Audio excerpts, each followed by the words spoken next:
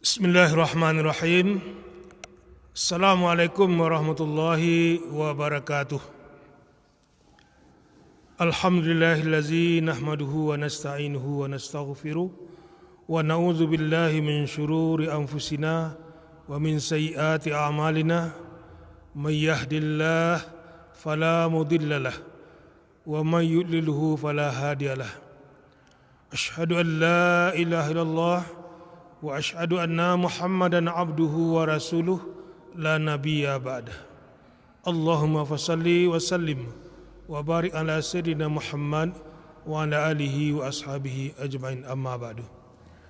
Bapak Ibu jemaah Masjid Tengah Jua yang dirahmati Allah, segala puji dan syukur marilah kita panjatkan kehadirat Allah Subhanahu wa taala yang selalu memberikan kepada kita semua rahmat iman, rahmat Islam dan rahmat kesehatan, dan semua rahmat yang kita miliki saat ini berasal dari Allah Subhanahu wa taala.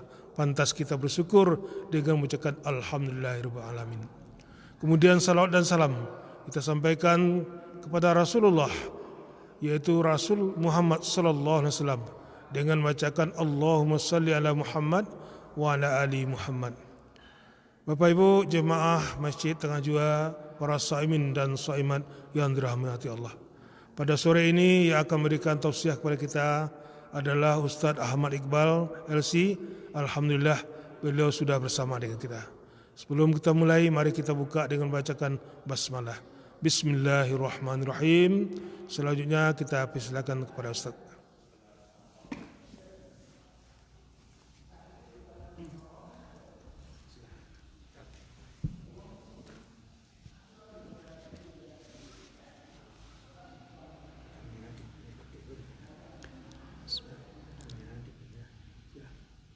Assalamualaikum warahmatullahi wabarakatuh. Alhamdulillahi rabbil alamin, wassalatu wassalamu ala ashrafil anbiya'i wal mursalin wa ala alihi wa ashabihi ajma'in. Ashhadu an la ilaha illallah wahdahu la sharika lah, وأشهد أن محمدًا عبده ورسوله بشيرًا ونذيرًا وداعيًا إلى الله بإذنه وسراجًا منيرًا. أما بعد، معاشر المسلمين والمسلمات, para hamba-hamba Allah rahimani wa rahimakumullah.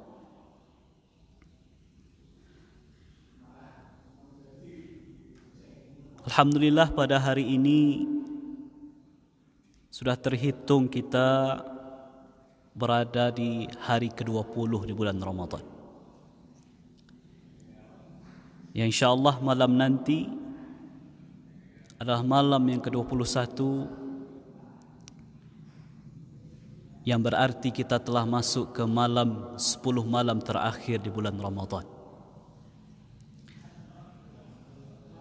Pertanyaannya, kaum muslimin, apakah semangat kita dalam beribadah di bulan Ramadan ini masih sama dengan semangat kita dengan malam-malam atau hari-hari awal di bulan Ramadan? Perjuangan ibadah di bulan Ramadan ini adalah perjuangan yang begitu panjang, lebih kurang selama 29 atau 30 hari. Kalau kita ibaratkan perjuangan atau mujahadah kita beribadah di bulan Ramadan ini, tidak ubahnya seperti seseorang yang mengikuti perlombaan lari maraton, yang mana jaraknya ditempuh bukan 100-200 meter, tapi yang ditempuh adalah lebih kurang sepanjang 42 kilometer. Di garis start atau di awal pertandingan,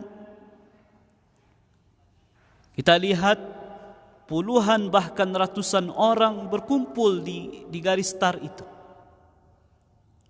Semuanya punya keinginan dan niat yang sama. Mereka bisa melewati setiap tahap pertandingan dan nanti bisa mengakhiri perlombaan itu di garis finish, dan mereka juga berharap akan keluar sebagai seorang pemenang. Dan ketika tanda pertandingan dibunyikan, pertandingan dimulai, maka berlarilah sekian puluh atau sekian ratus orang yang berada di garis start tadi, mengeluarkan segenap potensi dan tenaga serta kekuatannya. Tetapi perjalanan dan perlombaan yang menempuh jarak yang begitu jauh itu, kaum muslimin, tidak semuanya yang bisa melewati dengan sukses. Ada yang di kilometer pertama, ada yang sudah kecapean dan mereka mundur dari pertandingan.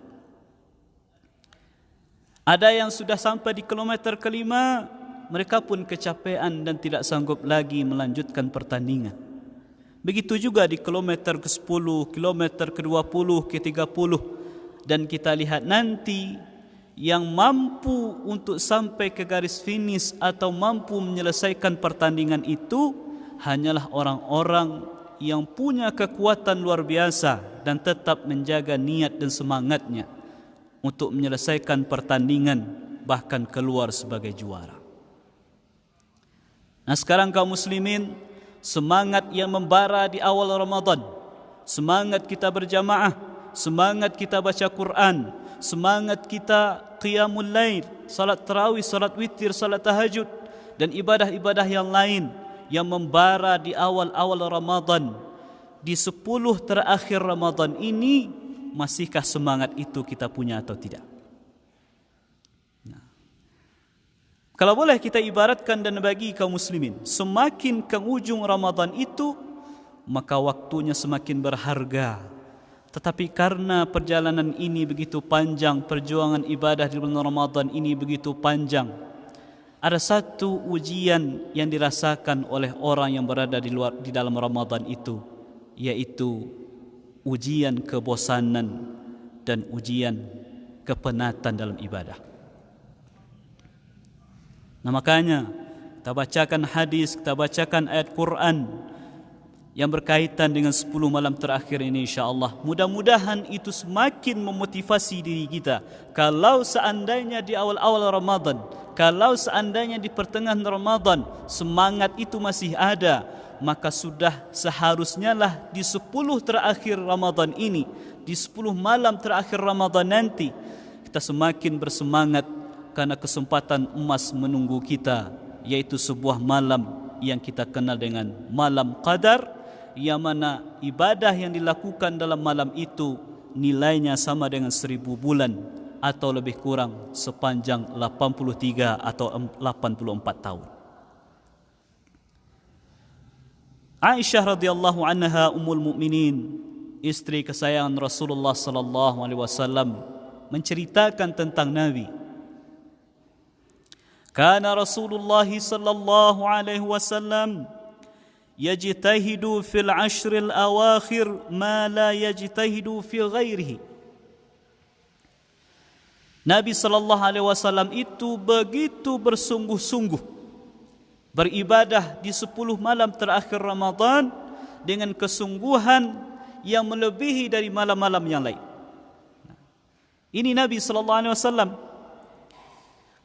ketika sudah masuk 10 malam terakhir di bulan Ramadan, kesungguhan beliau dalam beribadah itu lebih beliau tingkatkan, lebih beliau semangatkan dibandingkan dengan malam-malam yang lain.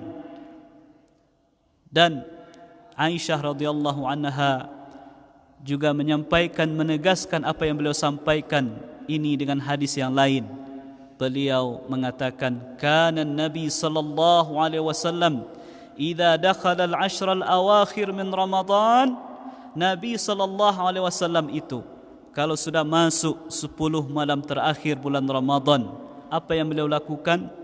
Syadda mi'zarahu, beliau perkuat ikat pinggangnya. Ini adalah sebuah bahasa kiasan kaum muslimin.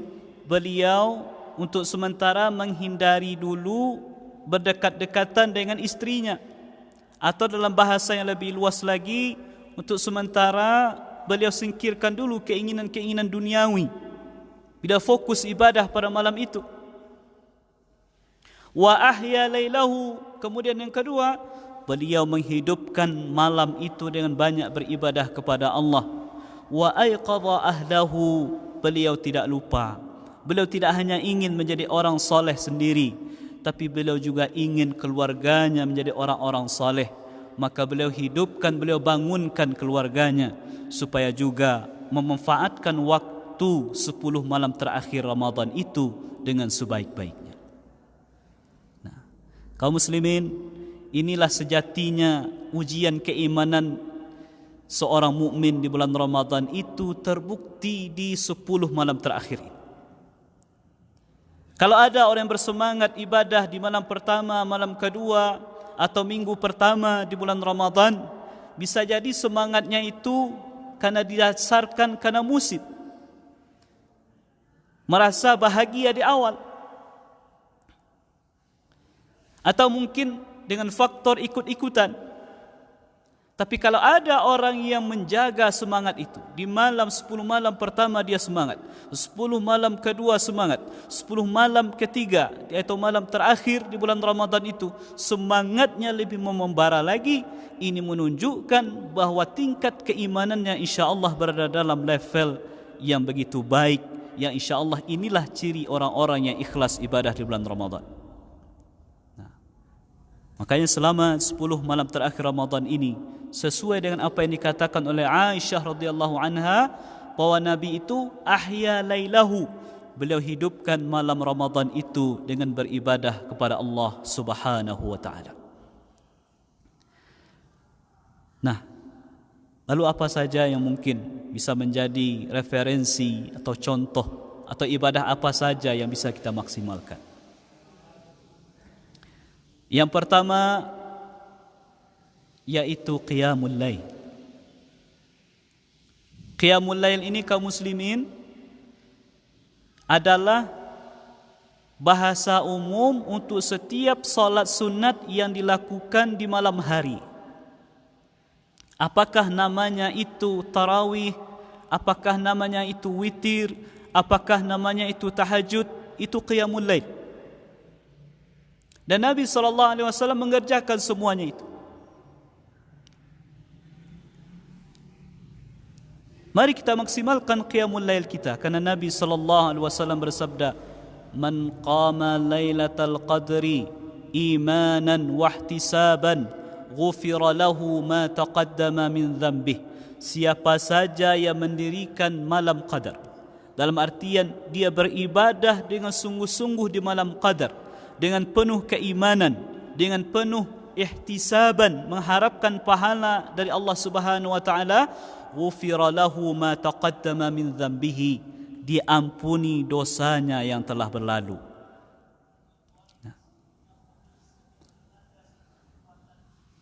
Waktu dari azan Isya berkumandang sampai azan subuh berkumandang itu kaum muslimin begitu lama.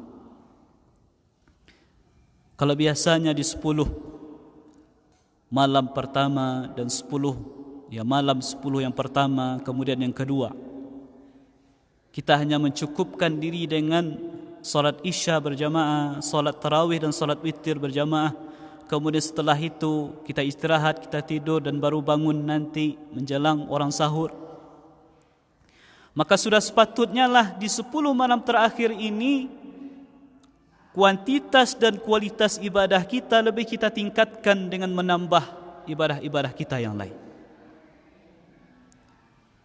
Kalau seandainya biasanya kita hanya lakukan itu salat tarawih dan salat witir, salat tarawih 8 rakaat, salat witir 3 rakaat, kemudian setelah itu kita istirahat, kenapa kita tidak bangun misalnya jam 2 malam, jam 3 malam menjelang kita sahur, kita isi waktu kita, salah satunya adalah dengan melakukan solat malam atau solat tahajud setelah kita istirahat sebelum itu, supaya menghidupkan malam Ramadan di 10 malam terakhir betul-betul bisa kita lakukan dengan maksimal. Kemudian yang kedua, di 10 malam terakhir ini kaum muslimin, mari kita isi dengan memperbanyak membaca Al-Quranul Karim. Di dalam sebuah hadis yang diriwayatkan oleh Imam At-Tirmidzi, Nabi sallallahu alaihi wasallam bersabda, "Man qara'a harfan min kitabillahi falahu hasanah wal hasanatu bi'ashri amthaliha. La aqulu alif lam mim harfun walakin alifun harfun wa lamun harfun wa mimun harfun." Kata Nabi, siapa saja yang membaca satu huruf Al-Quran, maka dia mendapatkan satu kebaikan, kemudian satu kebaikan itu dilipat gandakan menjadi 10. Aku tidak mengatakan alif lam mim itu satu huruf, tetapi alif satu huruf, lam satu huruf, dan mim satu huruf. Artinya kaum muslimin, kalau ada orang yang membaca alif lam mim saja dengan penuh keikhlasan, maka dia telah membawa dan mendapatkan 30 kebaikan dari Allah Subhanahu wa taala. Coba bayangkan kalau kita seandainya membaca 1 juz, 2 juz, 3 juz dan seterusnya, betapa besarnya kebaikan yang akan diberikan oleh Allah kepada kita selama di bulan Ramadan ini. Nah, para ulama kita dulu, kalau kita lihat kaum muslimin, beliau begitu memanfaatkan momen yang berharga.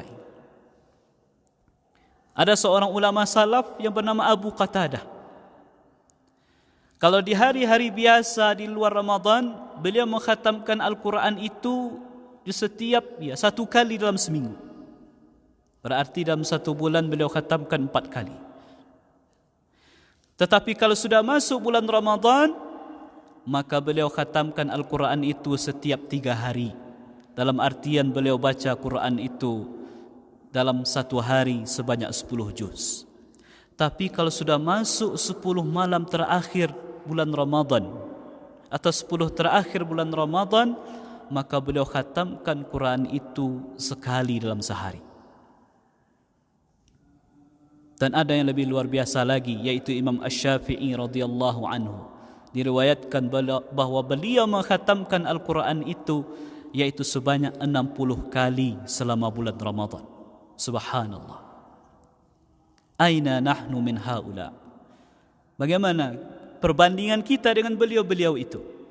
Kalaupun kita belum bisa sampai ke derajat seperti itu, belum bisa membaca 10 juz dalam sehari, belum bisa mengkhatamkan mungkin 1 kali khatam dalam sehari, minimal seminimal-minimalnya agak 1 atau 2 juz haruslah menjadi wirid rutin kita, terutama ketika sudah 10 malam terakhir ini.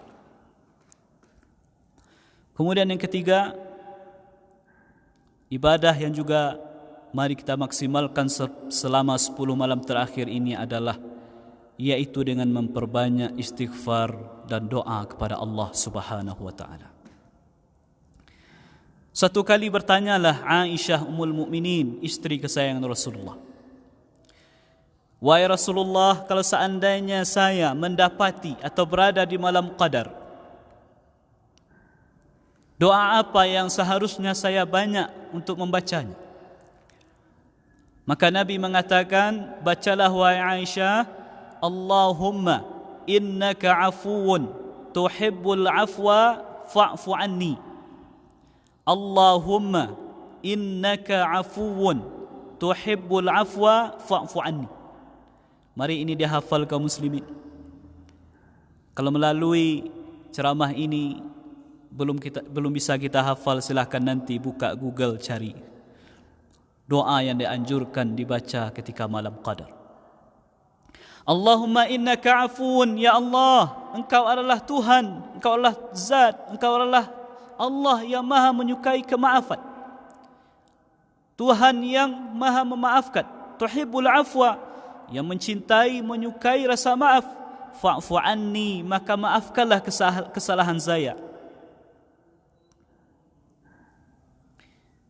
Doa ini begitu mendalam maknanya kaum muslimin kalau kita memahami bahasa Arab.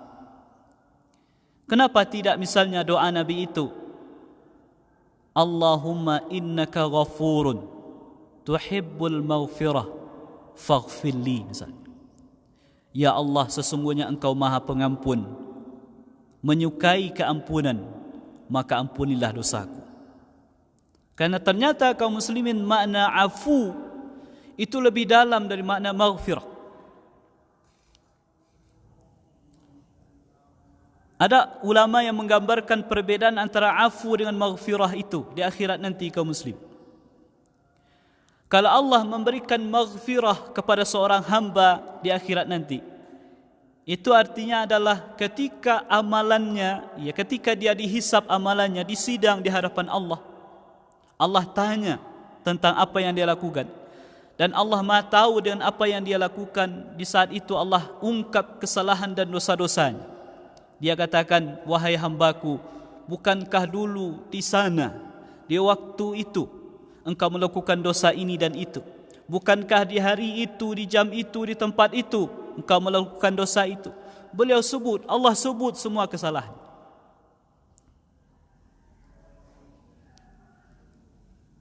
Nah, ini maghfirah. Dan baru setelah itu Allah Subhanahu wa taala mengatakan, ketahuilah semua apa yang engkau kerjakan itu telah aku ampuni. Jadi sebelum pengampunan dari Allah, Allah sebutkan dulu sehingga manusia ini begitu malu di hadapan begitu banyak manusia yang hadir di padang mahsyar saat itu. Tetapi berbeda dengan afu kaum muslimin. Afu itu adalah pengampunan dosa yang tidak disertai dengan menyebutkan kesalahan itu di hadapan hamba itu. Allah hanya langsung mengatakan, wahai hambaku, sesungguhnya aku telah maafkan kesalahanmu. Maka kenapa Nabi, kalimat doa itu adalah afu, bukan maghfirah. Allahumma innaka afun, ya Allah, engkau adalah Tuhan yang maha pemaaf, tuhibbul afwa, menyukai kemaafan, fa'fu anni, maka maafkanlah kesalahanku. Karena makna sekali lagi afuun itu lebih mendalam dan lebih luar biasa dibandingkan dengan maghfirah. Nah, inilah doa yang kita diminta untuk maksimal untuk melakukannya di bulan suci Ramadan, apalagi dalam 10 malam terakhir. Nah, mungkin ada yang bertanya-tanya kaum muslimin, biasanya kita akan 10 malam terakhir untuk mengejar malam qadar itu kita i'tikaf di masjid, di musalla. Padahal dengan kondisi saat sekarang ini kita terhalang melakukan itu. Apakah masih bisa kita mendapatkan pahala i'tikaf itu? Di sini ada dua opsi kaum muslimin. Yang pertama, kalau kita melihat dari segi pendapat ulama mazhab, Imam Syafi'i, Imam Malik, Imam Ahmad bin Hanbal dalam mazhab Hanbali mengatakan bahwa i'tikaf mesti di masjid, jadi tidak bisa di rumah. Tetapi ada satu pendapat dalam kalangan mazhab Hanafi mengatakan boleh i'tikaf itu di musalla rumah. Nah, di mana kita biasa melakukan ibadah salat di rumah kita? Satu tempat khusus yang kita khususkan, baik di hari biasa atau di hari-hari di saat pandemi ini, maka itu bisa disebut dengan musalla rumah kita. Dan dalam mazhab Syafi'i, kalau seseorang meniatkan dirinya i'tikaf walaupun tidak di masjid, walaupun tidak di musalla seperti yang kita kenal, tapi dia lakukan di rumahnya, tapi dia pasang niat i'tikaf, maka insya-Allah dia dianggap sebagai orang yang melakukan i'tikaf di malam itu. Tapi taruhlah seandainya kita tidak mengambil pendapat Imam Hanafi itu, kita tetap mengambil pendapatnya Imam Syafi'i misalnya, atau Imam Hanbali, atau Imam Maliki yang mensyaratkan i'tikaf itu harus di masjid. Maka ada opsi yang lain kaum muslimin. Apa itu? Yaitu mari kita ikhlaskan dan permantap niat. Jadi kata Nabi SAW, kalau ada seorang hamba, orang mukmin yang biasa salat malam, kesehariannya di malam hari dia salat malam, jarang dia tinggalkan. Kemudian suatu kali dia tidak bisa melakukannya karena ketiduran atau karena sakit, maka saat itu Allah tetapkan pahala untuknya walaupun di malam itu dia tidak melakukan salat malam karena dia ada uzur syar'i. Nah, dalam kondisi ini kaum muslimin, walaupun kita tidak bisa i'tikaf di masjid kita, tidak bisa berdiam diri beribadah i'tikaf di musala-musala kita, maka jadilah, anggaplah rumah tempat kita salat saat sekarang ini sebagai musalla-musalla di mana kita pasang niat di saat itu. Mudah-mudahan Allah tetapkan niat kita dan Allah tetap berikan pahala kepada orang-orang yang berniat ikhlas beribadah kepada Allah Subhanahu wa taala, karena ada suatu uzur halangan yang tidak bisa dia melakukan ibadah seperti biasanya, seperti di hari-hari yang biasa. Itu barangkali yang bisa kita sampaikan yang berkaitan dengan pemanfaatan waktu di 10 malam terakhir bulan Ramadan ini. Mari kita isi dengan memaksimalkan qiyamul lail kita maksimalkan dengan memperbanyak baca Quran, kita maksimalkan dengan memperbanyak istighfar dan doa kepada Allah. Mudah-mudahan dengan usaha yang maksimal itu, maka kita mendapatkan Lailatul Qadri yang kata Allah dalam surat Al-Qadar, khairum min alfi syahr. Beribadah di malam itu lebih baik daripada 1000 bulan. Mudah-mudahan bermanfaat. Lebih dan kurang mohon dimaafkan. Wabillahi taufiq wal hidayah. Wassalamualaikum warahmatullahi wabarakatuh.